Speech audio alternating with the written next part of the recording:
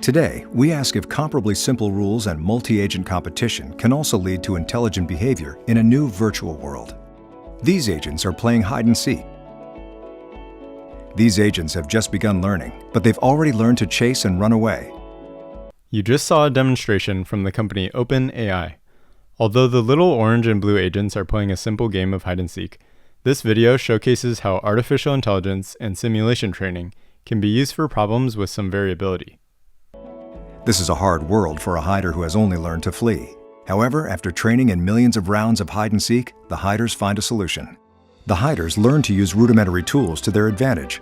By grabbing and locking these blocks, they can create their own shelter. Throughout the video, agents learn to play freely by using the tools around them. We've also put these agents into a more open-ended environment, randomizing the objects, team sizes, and walls. In this world, they learn to construct their own shelter from scratch, requiring that they arrange multiple objects into precise structures. As you can probably tell, the environment is becoming more complex, but with lots of reinforcement learning and training, the agents have learned to build a shelter that protects them from their threats. If you thought this was fascinating or scary, stay tuned to learn more about what OpenAI is working on and how it compares to Neuralink. Hey everyone, welcome to Neura Pod. In this episode, we'll discuss OpenAI, risks and developments of artificial intelligence, Elon Musk's Neuralink, and where this could all be headed. Artificial intelligence is a sharp, double-edged sword. If things play out well, humanity could be positively changed forever. However, if things unfold the wrong way, humans could get left behind, or I suppose even obliterated entirely. Their mission is to ensure that artificial general intelligence benefits all of humanity. In the last couple of months, OpenAI has been in the news because of their progress in code generation with a model called Codex. They've worked with GitHub to launch a new AI tool that generates its own code. OpenAI is working to create tools for developers using its language generating algorithm called GPT-3. The practical application of this technology is pretty incredible. In this picture, two of OpenAI's founders, Ilya and Greg, describe how the Codex model is used to generate useful code output with some fairly ambiguous directions. First, they start with a pretty simple command: say hello world. The model is able to output the result deemed to be appropriate. And next, they follow it up with two more ambiguous commands. Already, it's pretty cool they've been able to make requests and have the model output something useful. They follow up with a command to say it 5 times, and then request, now instead do it with a for loop. As you can tell with this picture, they're providing instructions for the model that reference former instructions. As more instructions are provided, the variability of the model is increasing, and this is very impressive. I was planning on saying how amazing it is, but Ilya articulated it much nicer than I could have in this clip. It is fundamentally impossible to build such a system, except by training a large neural network to do really good code autocomplete. That's all we did. It is really simple conceptually, though perhaps not in practice, to just set up a large neural network, which is a large digital brain, which has a mathematically sound learning procedure. And that part can be understood, and it is relatively simple. And then you make it work. You make the neural network big, you train it on code autocomplete. And by being good enough at code autocomplete, we get the capabilities that you see here. It actually reads all the letters, all the words that we are giving it. It chews and digests them inside of its neural activations, inside of its neurons. And then it emits the code that we see. And because the autocomplete is so accurate, the code actually runs, and it runs correctly. They also showcase more functionality with the Codex model by creating an actual web page. Yes, so let's actually take a look. So we have web server running on port 8000. So we'll take a look. And there we go. Hello world with empathy. Oh. The next two instructions they provide are 1, make a web page that says our message and save it to a file. And 2, start a Python web server to serve that page. Greg then goes on to state that this is where he believes Codex really shines. It's fantastic that this tool can be used, in conjunction with other humans I might add, to quickly develop programs. The model enables humans to focus on spending their energy on the difficult cognitive tasks rather than the tedious tasks. First of all, I do want to point out that this particular example of writing a Python web server is something I've done 2 dozen times, and I still never remember how to do it. Because between Python 2 and Python 3, the exact structure of the modules changed, that you have to create this handler object, you pass it to a TCP server, that you pass the address here and a port, and oh yeah, your address can be an empty string if you want, and then you do serve forever, and it's complicated. And this kind of stuff is not the fun part of programming, right? The fun part of programming, I'd say programming is kind of two things. One is understand the problem, and that includes talking to your users, that includes thinking super hard about it and decomposing it into smaller pieces. This is the really cognitive aspects of building something. And then there's a second piece, which is map a small piece of functionality to code, right? Whether it's an existing library, an existing function, whether it's in your own code base or out there in the world. And that second part is where this model really shines. I think it's better than I am at it, because it really has seen the whole universe of how people use code. You should think of it as a model that's, GPT was trained on all the text out there. This model's been trained on all the text and all the public code. So it really, I think, accelerates me as a programmer and takes away the boring stuff so I can focus on the fun ones. In addition to Codex, OpenAI just released more progress on a different model that quickly summarizes books.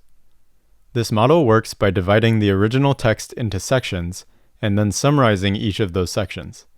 The summarizing process continues until a complete summary is achieved. In alignment with their core mission, OpenAI states, "As we train our models to do increasingly complex tasks, making informed evaluations of the model's outputs will become increasingly difficult for humans. This makes it harder to detect subtle problems in model outputs that could lead to negative consequences when these models are deployed. Therefore, we want our ability to evaluate our models to increase as their capabilities increase." They continue by saying, "We are researching better ways to assist humans in evaluating model behavior with the goal of finding techniques that scale to aligning artificial general intelligence." Hopefully, other companies and organizations will also be thinking about how artificial general intelligence can be used for good, because if it gets in the hands of the wrong group, things could turn out pretty poorly. Around 2015, we heard claims from high-profile scientists and engineers like Stephen Hawking, Elon Musk, and others discussing the dangers of AI. They stated that AI could present an existential risk to humans in the near future. The awareness of this threat grew during the same year that Elon was asked to speak at MIT's Aero-Astro Centennial Symposium about entering the field of AI. In view of its potential to be possibly the biggest game changer ever, do you have any plans to enter the field of artificial intelligence? And in general, what are your thoughts on it? Do you think it's even close to being ready for prime time? I think we should be very careful about artificial intelligence. If I were to guess at what our biggest existential threat is, it's probably that. So we need to be very careful with artificial intelligence. I'm increasingly inclined to think that there should be some regulatory oversight maybe at the national and international level, just to make sure that we don't do something very foolish. With artificial intelligence, we are summoning the demon. Elon Musk was also an early investor of DeepMind, the company focused on building safe artificial intelligence systems that eventually got acquired by Google in 2014 for $600 million. Elon specifically said that he did not invest in the company as an investment, but as a way to oversee their development. Elon has been forthright about the existential risks related to AI in countless interviews, and pointed out how badly we as humans are at predicting things, especially danger in the long term. AI, in his own words, seems to be accelerating in scope and scale. He believes that AI will be incredibly sophisticated in 20 years, but in our current situation, it's impossible to grasp the full picture because we're at the beginning of an exponential curve of improvement. The test he uses to see if things in AI are accelerating is if things arrive sooner than expected, things are actually accelerating, which seems to be the case. When asked about some things that he would really get excited about within the coming years, he said, "We'll see some cyborg activity manifesting itself in the form of brain-computer interfaces." He added that he thinks that the development of AI will occur alongside the development of BCIs. This clip is from an interview in 2015. I think we'll probably start seeing more like truly cyborg activity, like human brain like brain-computer interfaces. Okay. Like there's alongside the AIs that are purely synthetic? Yeah, I think so. We can clearly see a growing interest in AI. For example, if we look at the number of times that AI has been mentioned in all the books published from 1900 until today, we see a semi-exponential growing interest in the subject, especially when you zoom into the past 10 years. Earlier in 2015, there was a meeting called The Future of AI, Opportunities and Challenges, arranged by the Future of Life Institute, where more than 200 AI experts, including Elon, gathered in January in Puerto Rico to discuss the subject. They conducted a think tank of potentially dangerous outcomes and corresponding ways to mitigate the risks surrounding AI. After that conference, Musk donated $10 million to the Future of Life Institute as a way to ensure that people consider the threat of AI. He also believed it might be good for government to follow developments related to the technology and regulate it for the safety of the public. Just a couple of months after that conference, Musk, Hawking, and Apple co-founder Steve Wozniak, and others, who co-authored the standard textbook on AI, along with 1,000 other prominent figures, signed a letter calling for a ban on offensive autonomous weapons. Industry leaders also signed the Partnership of AI in late 2016, led by a group of AI researchers representing 6 of the world's largest technology companies: Apple, Amazon, Google and DeepMind, Facebook, IBM, and Microsoft. The main purpose of the partnership was to create a coalition committed to the responsible use of AI, develop and share best practices, and mainly raise awareness about the technology itself. Elon shared some of the possible benefits of developing AI. He thought of creating OpenAI as a nonprofit to ensure the benefits of AI outweigh the downsides. Here we want to highlight the potential beneficial scenarios originally envisioned by Elon before OpenAI. So when you call artificial intelligence a double-edged sword, can you talk a bit about the positive edge first? What do you see as the greatest benefits we can get from AI? Well, the greatest benefits from AI would probably be in eliminating drudgery. So, like in terms of or tasks that are mentally boring, not interesting. There's arguably breakthroughs in areas that are currently beyond human intelligence, or at least for now beyond human intelligence. I think we could probably solve them in the long term, such as the classic sort of curing cancer and addressing diseases of aging, Alzheimer's, and all these things. So there's insert various like intractable problems to human intelligence. Currently, what seem to be intractable problems, and then if you had something that was way smarter, it could solve those problems. These are some of the hints Elon has dropped for why OpenAI should exist in the first place. Then fast forward to September 2016, which is 6 months after the founding of OpenAI, to this interview between Sam Altman and Elon Musk, both of whom are founders of OpenAI. So I think we must have democratization of AI technology and make it widely available. And that's the reason that obviously you, me, and the rest of the team created OpenAI, was to help with the help spread out AI technology so it doesn't get concentrated in the hands of a few. But then of course that needs to be combined with solving the high bandwidth interface to the cortex. OpenAI was founded in December 15 by Elon Musk, Sam Altman, Ilya Sutskever, Greg Brockman, and others.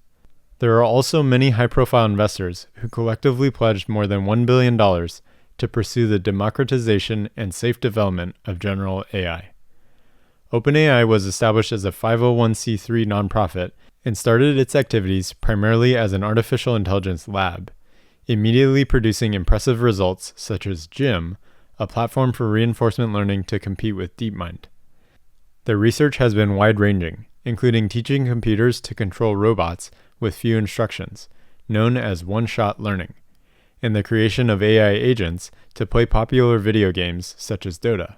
But how do you think OpenAI is going as a 6-month-old company? It seems to be going pretty well. I think we've got a really talented group at OpenAI, and Seems like it. yeah, really talented team, and they're working hard. OpenAI is structured as say a 501c3 nonprofit, but many nonprofits do not have a sense of urgency. It's fine; they don't have to have a sense of urgency, but OpenAI does. Because I think people really believe in the mission. I think it's important, and it's about minimizing the risk of existential harm in the future. And so I think it's going well. I'm pretty impressed with what people are doing and the talent level. And obviously we're always looking for great people to join. In a change of events, around 2 years after that, Elon resigned from the board in February 2018, but remained a donor. Elon Musk is one of the co-founders, but left the board. That's correct. Last year. So how involved is Elon? So Elon's no longer involved. He had to leave due to a conflict with Tesla. He also recruited Andrej Karpathy, one of the leading scientists at OpenAI, to become director of AI at Tesla in June 2017. Additionally, Siobhan Zillis is a current board member of OpenAI. She's director of operations and special projects at Neuralink. Elon committed to starting Neuralink in July 2016, given its importance, despite that his plate was already pretty full with Tesla and SpaceX. As we heard in some of the earlier clips, the development of a brain-computer interface or an additional tertiary layer could help solve the bandwidth issue for communicating between humans and computers. In the next clip, Elon elaborates upon why our human brains are limited and why it's important to upgrade ourselves to keep up with the development of AI. Limitation is one of bandwidth. So we're bandwidth constrained, particularly on output. So our input is much better, but our output is extremely slow. If you want to be generous, you could say maybe it's a few hundred bits per second or a kilobit or something like that output. The way we output is like we have our little meat sticks that we move very slowly and push buttons or tap a little screen. And that's just extremely slow. And compare that to a computer which can communicate at the terabit level. These are very big orders of magnitude differences. Our input is much better because of vision. But even that could be enhanced significantly. So I think that the two things that are needed for a future that we would look at and conclude is good, most likely, is we have to solve that bandwidth constraint with a direct neural interface. I think a high bandwidth interface to the cortex. Or more eloquently put, we have to either merge with AI or be left behind.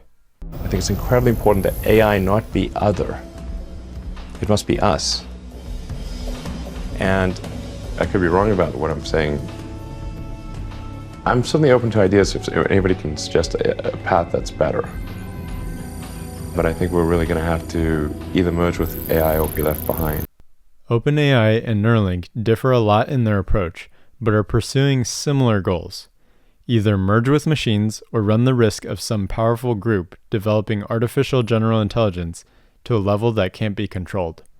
One way of framing the problem is, how do you contain the technology that may outsmart you? In this clip, Joe Rogan asks Elon, do you think that we'll merge somehow with this technology, or do you think it'll replace us? Here's Elon's response. The merge scenario with AI is the one that seems like probably the best. Like for us. Yes. Like if you can't beat it, join it. Artificial intelligence is still in the early innings, and whether it's Stephen Hawking, Mark Cuban, or Elon Musk stating the impact that AI can and will have, most of society doesn't seem too aware about what's coming next.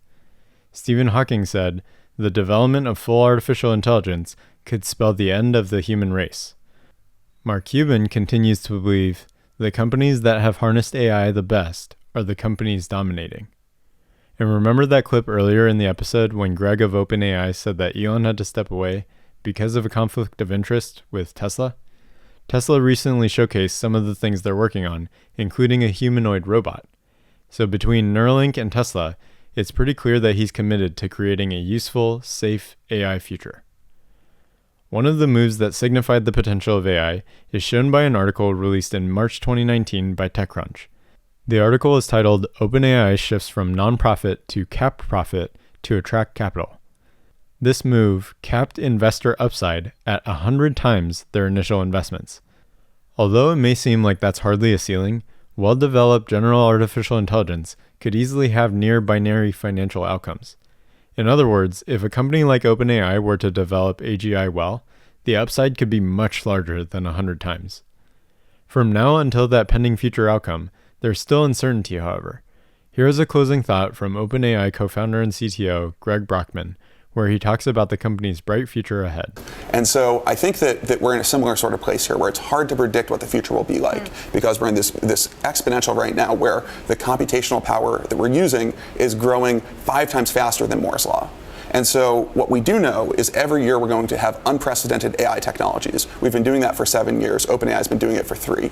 And so I think that this year we have systems that can understand and generate text. I think 5 years from now, we should expect that we can have systems that you can really have meaningful conversations with. I think that we should see within a bunch of different domains a lot of very systems that can work with humans to augment what they can do much further than anything we can imagine today. OpenAI has made huge progress in the field of AI with Codex, GPT-3, and other projects. We're very excited to see more developments in the near future, and we'll cover many of them as they unfold on our channel.